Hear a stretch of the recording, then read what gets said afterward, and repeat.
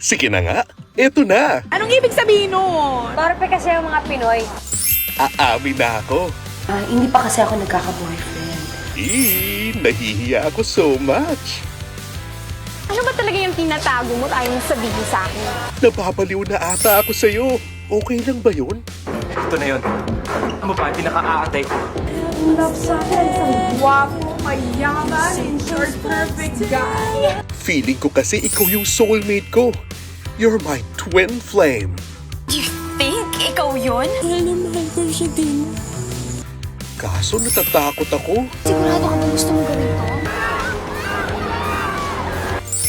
Gusto mo rin kaya ako? Oo naman. Sagutin mo man ako o hindi, Ano ka ba, in love ka na ba talaga? Pagkakataon ko na to. it's still gonna be Febtastic Feb-ibig. Kasama ang Jeepney TV. Enjoy ang trip!